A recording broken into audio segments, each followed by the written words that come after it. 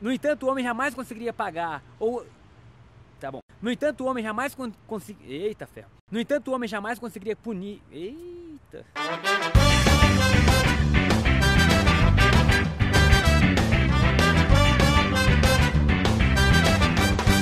Fala, pastor! Você é um criminoso. A sua sentença é a morte. O que você faria? Toda nação é regida por um conjunto de leis e normas, às quais o cidadão deve obedecer. Caso ele não obedeça a isso, ele sofre algumas sanções ou punições. Espiritualmente falando, acontece a mesma coisa. Deus nos estabeleceu a forma dele agir, a forma dele ser. E toda vez que nós quebramos essa forma dele ser, existiam punições e sanções. No entanto, nossos erros e pecados eram tantos que nós passaríamos a nossa vida inteira pagando e no final dela ainda seríamos devedores. Passaríamos a vida numa prisão perpétua e quando morrêssemos ainda teria um saldo a quitar. E por isso Deus arrumou um jeito, uma maneira de mudar essa história. E qual era a maneira? O homem que pecasse, que falhasse, ele tinha que se apropriar de um cordeiro. Então o homem pegava o cordeiro perfeito, saudável, forte, inocente, para que no seu lugar ele recebesse a punição. Essa era a maneira do homem ser justificado. O homem carregava o cordeiro e o cordeiro era analisado. Não o homem, porque pensa comigo, se o homem estava carregando um cordeiro, era óbvio que ele não era capaz de cumprir a lei. Era óbvio que o fato dele carregar o cordeiro já mostrava que ele era imperfeito. Então o que estava sendo analisado não era a perfeição ou não do homem, era a perfeição ou não do cordeiro. E quando o cordeiro era perfeito, o homem recebia aceitação. Então o que acontecia? O homem passava os seus pecados para o cordeiro e o cordeiro passava a sua inocência para o homem. Quando o cordeiro era aceito e o seu sangue vertia, o verter daquele sangue liberava sobre o homem aceitação, perdão, cura, justiça e as bênçãos de Deus. Uau, isso é demais! Um homem pecador, culpado, condenado, pesado, carregando o seu cordeiro. Mas a partir do momento que o cordeiro era morto, o homem não saía culpado e condenado. O homem saía alegre, leve, feliz, porque Deus tinha o aceito por intermédio do cordeiro. O foco da história não é o homem, mas o cordeiro que ele carregava. Isso é interessante porque João Batista começa pregando e ele fala sobre Jesus. A primeira vez que João viu Jesus, ele fala assim: eis o Cordeiro de Deus que tira o pecado do mundo. Ele nos estava dando a maneira de como nós seremos reconciliados e aceitos por Deus.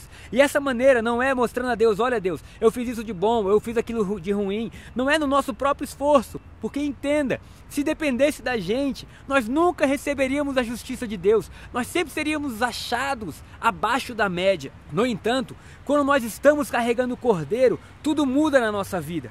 O homem tentar receber o favor de Deus pela sua própria força é tolice, porque baseado nas suas próprias forças, o homem sempre vai expor as suas fraquezas.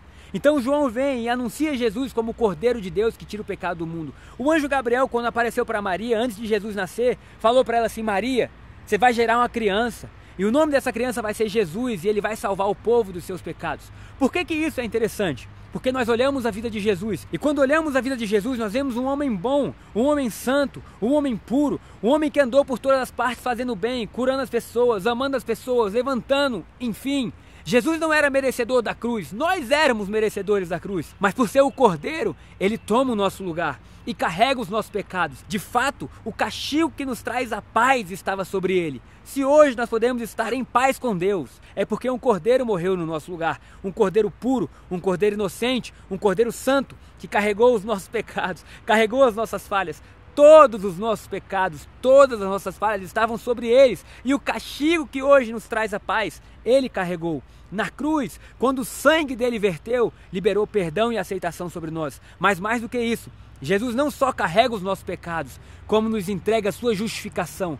E por entregar a justificação, hoje nós somos aceitos por Deus. Dá para entender que aquele cordeiro do Antigo Testamento era uma imagem do que Jesus iria fazer. Por isso nós conseguimos enxergar que aquele sacrifício do cordeiro era apenas uma imagem do que de fato aconteceria. Porque ano a ano aqueles homens iam e tinham que matar o cordeiro, porque ano a ano as suas falhas se repetiam. Mas a Bíblia fala que uma vez por todas Jesus foi oferecido em nosso lugar. Uma vez por todas ele carregou os nossos pecados de ontem, de hoje e os de amanhã foram carregados por Jesus na cruz. Para quê? Para que por seu sacrifício nós pudéssemos voltar a ter paz com Deus. De fato, na nossa vida a gente erra. E como erra? Às vezes a gente faz coisa que não queria ter feito. E às vezes a gente deixa de fazer algumas coisas que queria ter feito. Todos nós erramos e falhamos. E não interessa nem o seu passado, nem o seu pecado, o que você fez ou o que você deixou de fazer. Jesus é o Cordeiro de Deus, capaz de te trazer salvação. Ele é o Cordeiro de Deus, capaz de fazer que o homem que se achegava a ele, condenado e culpado, saia leve e aceito.